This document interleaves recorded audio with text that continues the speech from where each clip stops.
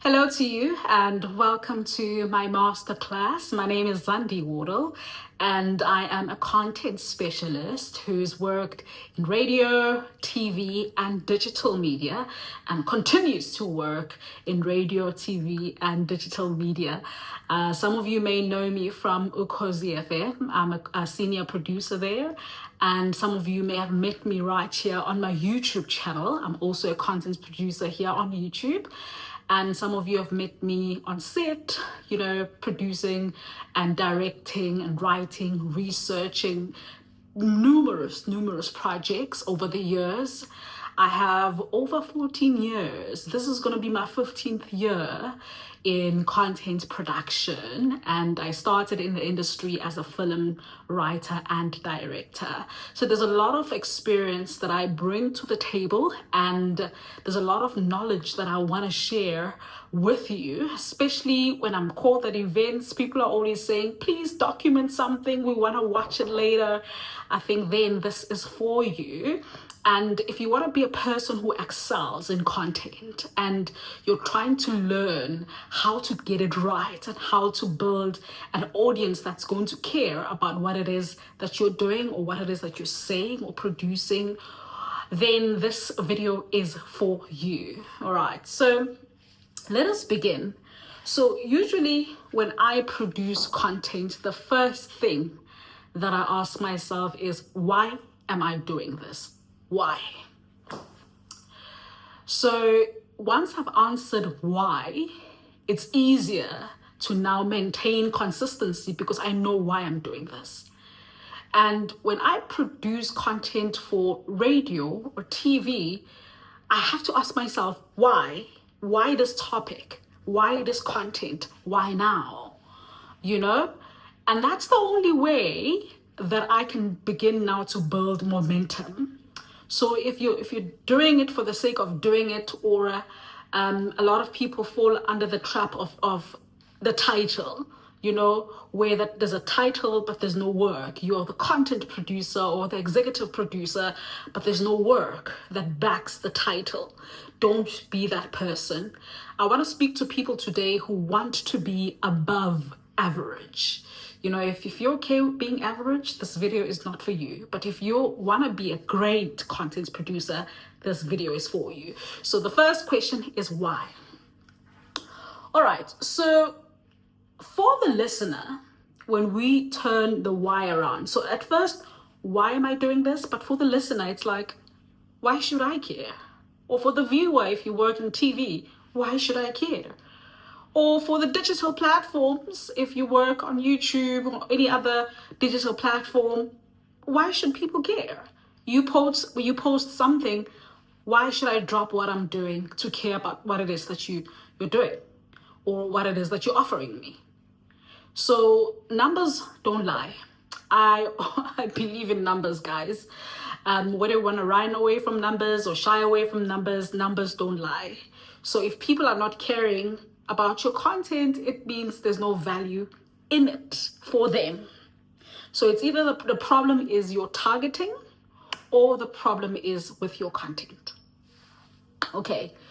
All right. So another thing is that, we have the traditional platforms, the traditional radio platform, the frequency platform.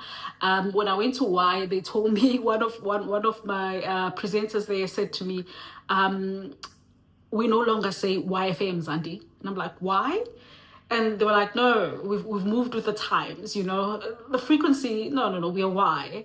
I don't know how truthful that is, but, he stood by it and said, we've gone past the frequency. We no longer call ourselves YFM. We're like Y, and we are the wires. And I really thought that was fresh, man. I thought that was really beautiful because it comes from context and comprehension.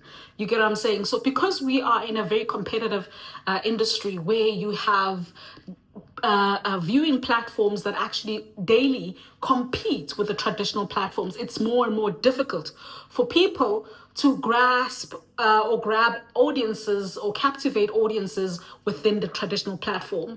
I'm thinking if you're like a traditional TV platform, there's Netflix, there's YouTube, there's so much digitization, and it's difficult to compete with it. If you're radio, there's Spotify, there's many other platforms where people can just play their favorite songs. Why should they care about what you're doing? So that's why working on what it is that you are offering with context, with understanding, with passion, that's what's going to override everything. I always say to people, content overrides quality. And I stand by this, even if you ask me in the middle of the night. Content quality, I will tell you, content overrides quality. I'll give you an example with Nigerian movies. Remember back in the days we used to watch Nigerian movies? They were getting millions and millions of viewers every day, and they took over Africa with Nollywood. When I was still studying at AFDA, I remember learning about Genevieve and learning about Nollywood and the power of Nollywood. And I remember we used to watch those movies even at home, and the sound was distorting, the speakers were distorting, and some of the movies were so long where you watch a person walking for 30 minutes and you're like, why am I still patient? Why am I still patient watching this? It's because the power was in the content, not necessarily the quality. And I can prove that to you because when I started my YouTube channel, if you go back to my old videos of 5 years ago, I had a very old phone. My camera quality was bad. My sound quality was bad, but I was monetized within a month. Right now I'm sitting on 70 something thousand subscribers because content overrides quality. It took a long time for me to be able to afford a proper camera, proper sound like I am affording right now. It took a very long time, but I did not let that stop me because I understood the mission. I understood that content overrides quality. No matter how beautiful your content is, no matter how well shot, no matter how well mastered it is in terms of sound on radio, no matter how much work you did in production, if it doesn't move me, if it doesn't answer why, if it doesn't answer the why should I care, I'm not gonna care. We have to be brutally honest. And if you work with me, some of the people who've worked with me will tell you that I always ask questions.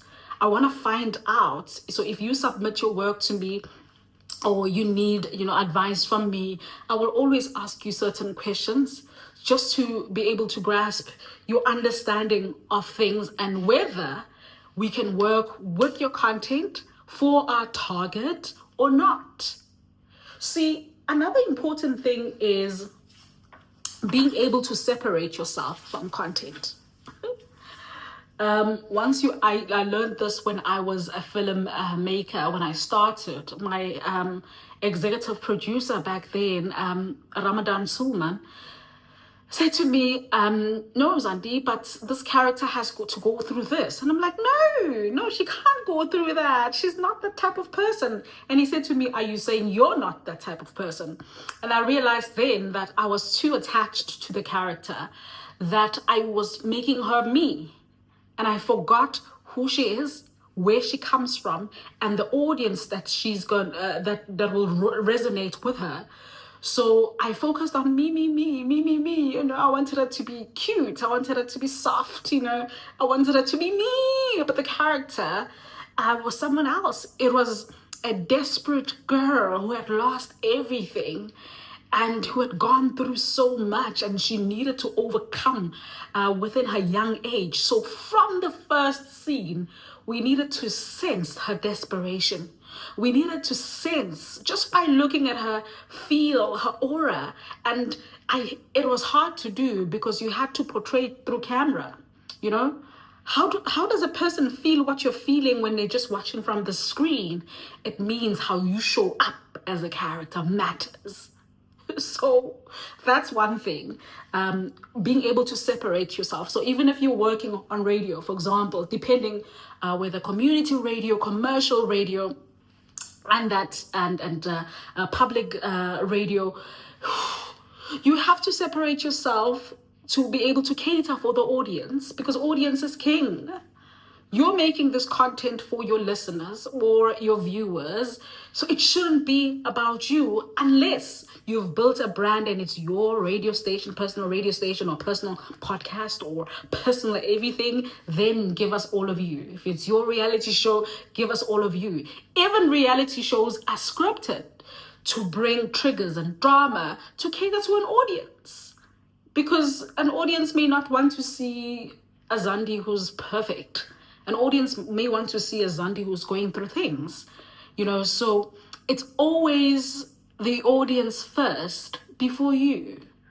And also catering for the audience and then aligning with the core values of the radio station or the network, the TV network, can be very, very difficult, because you should now learn, how far can I push this? And if I push it to this level, is my brand, the brand that hired me, is it protected? Is it compromised? And would if I were the brand myself, would I align with something like this? That's why I tell you, if you come to me and submit your work and want an honest answer, I will ask you questions. Definitely ask you questions, and difficult questions. And that's because of how I work. Quality, diamonds don't just shine. They have to go through fire for them to shine. And going through fire doesn't mean difficulty. It just means that, refining, reworking, asking questions, thinking outside the box, thinking of different angles, And I'm glad that I'm at this point where I can share this knowledge with you, so that we, as South Africa, we create, compelling content that will resonate with people. All right. So there are two types of people that I've worked with: average and beyond average. I do not like working with people who want to be average and not beyond average. Reason being that when you're only average, then it means that you're not reaching to a higher audience, or you're not reaching your full potential, and you become predictable ultimately, because you're working from here. It's a routine. But anybody who fights to be above average will constantly go through conflict, because it's back and forth of asking questions, trying to understand, trying new things, breaking barriers and so on. It's like you have to be proactive and intentional when you're above average. You have to be bold to be above average. And those are the type of people that I work with. I'll give you an example, or I like working with. I'll give you an example with interviewing. There's average interviewing, and there's above average or excellent interviewing. Nothing frustrates me like watching a TV show or a podcast or listening to the radio, and somebody says, tell me what made you want to do this. So let's say you're interviewing one of my favorite actresses, Charlize Theron, and you're asking, let's say it was during the time before her Oscar win on the movie Monster. Imagine me sitting with Charlize Theron and I'm just asking her, oh, Charlize, so what made you want to do this role?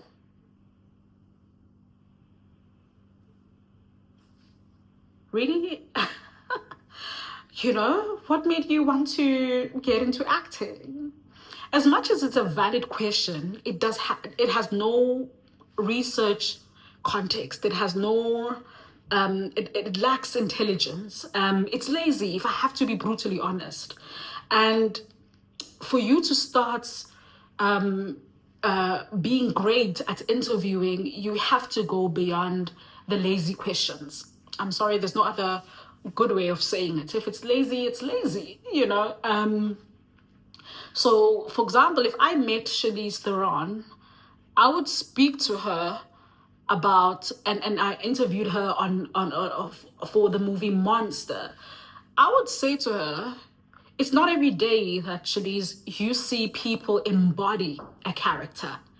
You gained 2 times or 3 times your normal weight. And I'm sure I can imagine that if you're trying to gain weight, it means you're eating more than normal. How is that for you psychologically?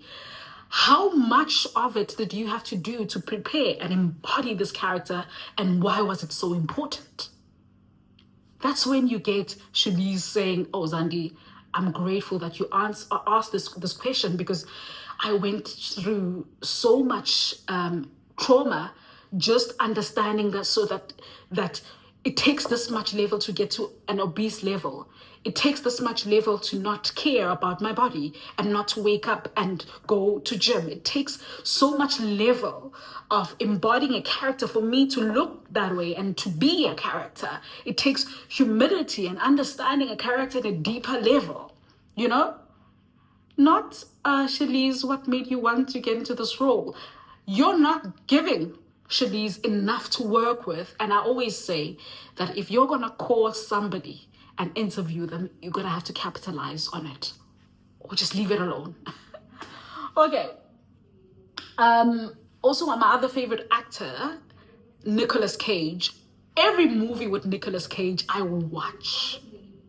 Believe me, I will watch, because Nicolas Cage knows how to embody a character where I forget that he can be goofy, he can be funny. There's an article that I read that said that there was a time where he deprived himself so much and he had to be in some street and embody the character for him to be able to live it. And that's what content is. So if you're going to produce content for on air, for radio, how far are you willing to go to bring out the unique aspects of things? How far are you willing to go to understand it from a bird's eye view, not just from an average point of view, a higher perspective? So if you ever call me to executive produce for you or to assist you, I expect above average. And that is because I care about content. I specialize in content. I love content. And there are producers who love content and love what it is they're doing. And there are producers who just love the title. And we're just lucky. You know, don't be average, be above average. Okay. All right. So another thing is that, you know, we saw how especially traditional cinema and traditional TV has been affected since the rise of digitization, digital platforms, and so forth. How did radio remain robust? How did radio remain standing? How? Because radio is a trusted source of information. That's why I cannot deal with producers who don't research. If we are only surviving in radio because we are a trusted source of information, what we bring to the table needs to be thoroughly researched, or else let's just play music, you know? Do you know how frustrating it is to listen to a presenter go on and on about a subject matter that they know nothing about? The producer didn't research, therefore the presenter is just mumbling, and you're like, play music, play music. Why? Because it's frustrating to have to listen to somebody speak about something that you're not sure about. Where you at home are having a better conversation about it and you're like, oh, switch off the radio, let me do something else.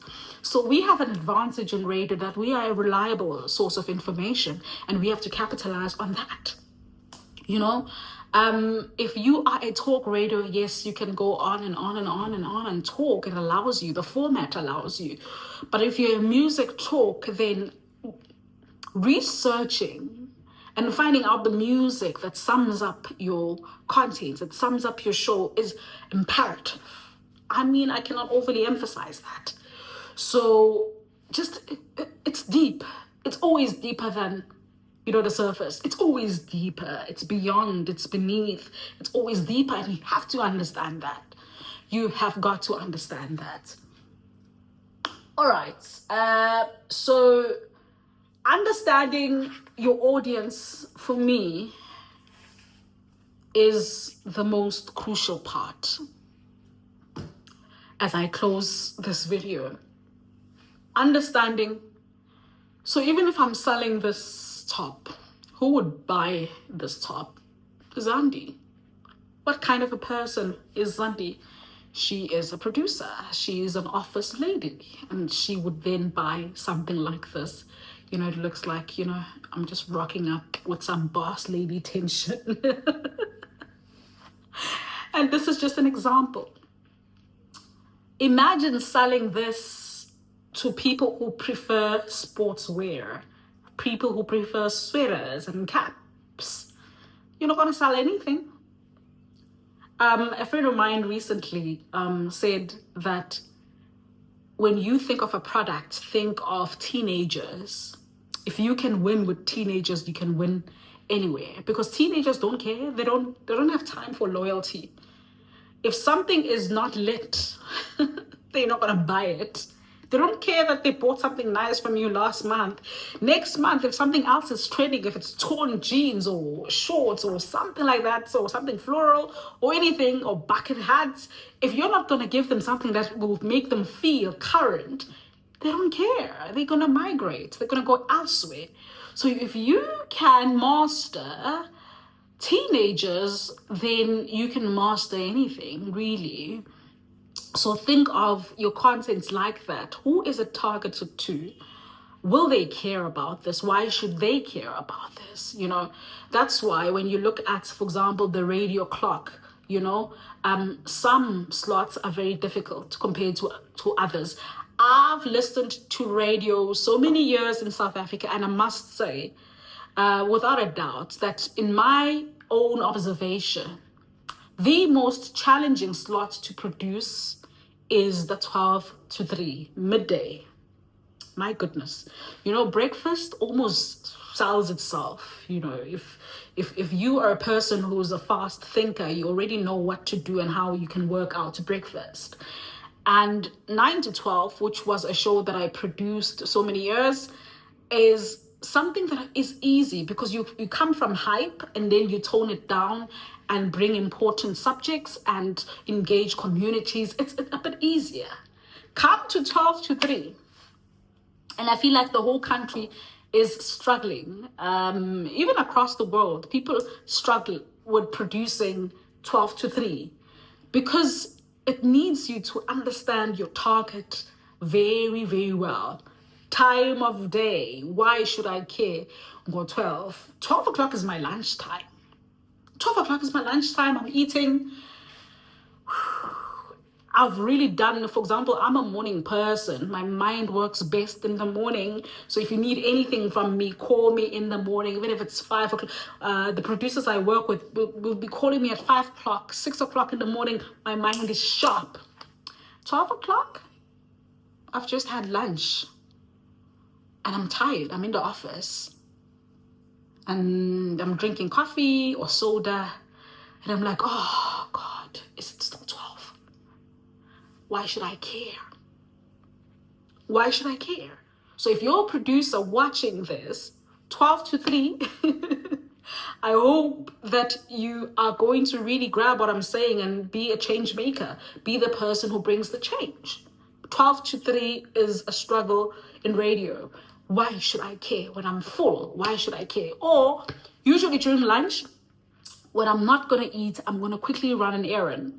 I'm going to quickly go somewhere and, you know, make a delivery, or I'm going to quickly go and get some cash, a cash send that was sent to me. I'm going to quickly do something between, 12 and 1 and 1 and 2. That's our lunch. Why should I care? Why should I care? So I'm going to unpack more and more in terms of the clock on my next video.